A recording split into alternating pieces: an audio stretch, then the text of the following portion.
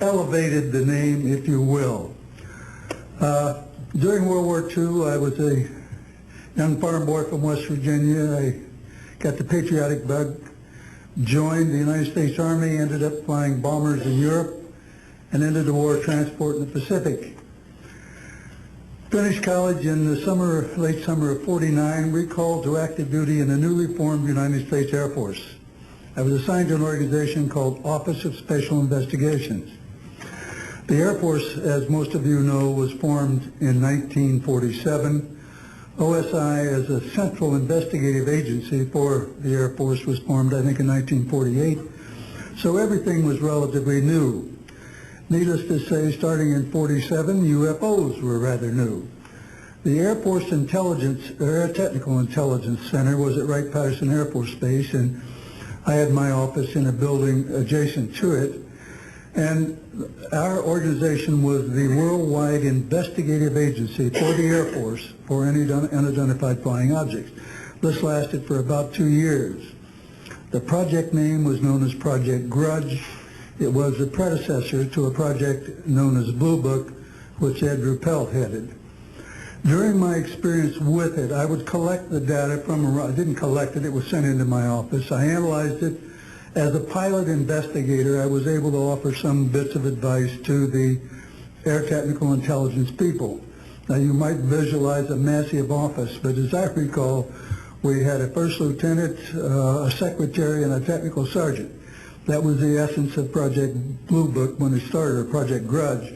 Blue Book and expanded somewhat.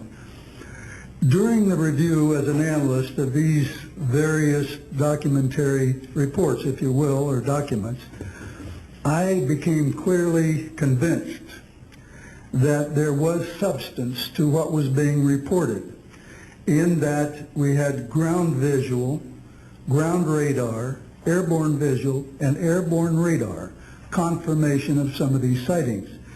The individuals who made the sightings were everything from airline pilots, military pilots, police officers, some of the people that your lives depend upon on a daily basis. These are very reputable and credible people. I hope that the testimony here from very credible people will convince you of that and will further Steve Greer's disclosure project, in that pressure needs to be brought to bring this to the attention not only of the Americans but of people all over the planet. These vehicles have been seen and confirmed all over the planet. I am willing to sign a sworn statement or testify to my judgment and to what I have observed. Such things do exist. Please believe me. Please believe those who follow me. Thank you.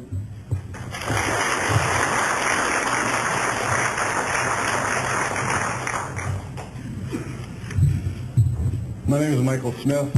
I was in the Air Force, a sergeant from 1967 to 1973. I was aircraft control and warning operator. While I was assigned to Klamath Falls, Oregon, in early 1970, I arrived at the radar site and they were watching a UFO on a radar that was hovering at about 80,000 feet. It sat there for about 10 minutes and then slowly descended until it dropped off the radar. It was gone for about 5-10 minutes and then instantly reappeared at 80,000 feet, stationary. The next sweep of the radar, it was 200 miles away, stationary. It hovered there for about 10 minutes and redid the whole cycle twice more. When I found out what you normally do when you see a UFO, I was told that you notify NORAD, you don't necessarily write anything down, you don't write anything down, and you keep it to yourself. It's a need-to-know basis only. And NORAD one night called me about later in the year to let me know as a heads up that there was a UFO coming up the California coastline. I asked them what I should do about this. They said, nothing, don't write it down, it's just a heads up. And then late 1972, while stationed at the 753rd Radar Squadron in Sault Ste. Marie, Michigan, I received a couple panicky calls from police officers who were chasing 3 UFOs from Mackinac Bridge up I-75. So I immediately checked the radar, confirmed that they were there, called NORAD, and they were concerned because they had 2 inbound B-52s going to Kinchlow Air Force Base. So they diverted them because they didn't want any proximity of the 2. And that night I answered many calls from the police department, sheriff's department and stuff. And my standard response was, there was nothing on radar. And I will testify to this under oath to a congressional hearing.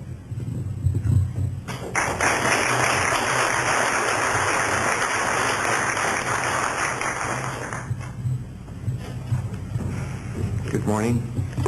My name is Enrique Colbeck. I am a traffic controller. I'm sorry for my English. I'm so scared. I'm not accustomed to talk in front of a lot of people. I'm here because I'm being a witness in a voluntary way on my work. I work in Mexico City as radar controller and the International Airport of Mexico. And I'm going to give an example about this silence that we have in Mexico for several years, and this issue happens a lot of times on my country, unfortunately.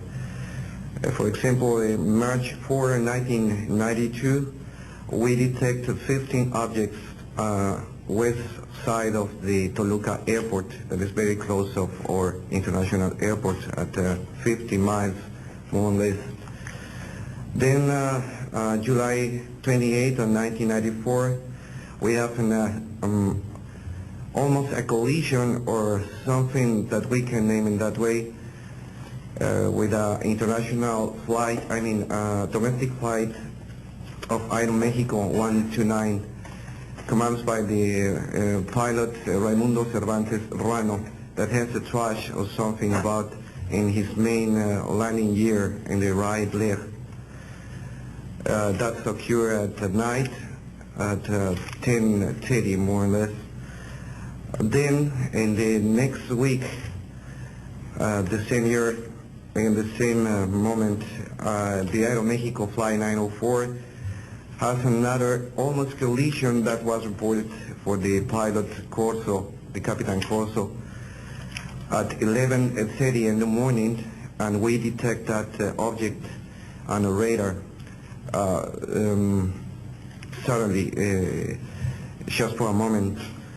Then the next week we have a lot of silence reported by the pilots that give us information about the weird traffic or something, bright lights and different times, and we detect some of them in that week. But in September 15 of 1994, we have a detection about 5 hours more or less on a radar and a new equipment that we believe that that equipment was working in not a good way, because it's not human that you have detection by 5 hours of the same object and apparently without movement. Well, we concur with the technical persons of radar in our country that the radar system was working well, and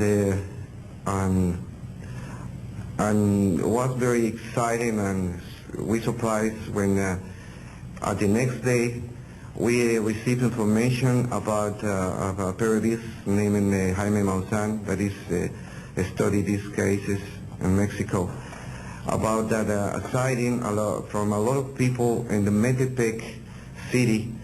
There is another point located southeast of the Toluca Airport, about a sighting of the big flying saucer, apparently 50 meters of diameter, than for a lot of people, and that led the trashes something in the ground. Well, next November 24 of 1994,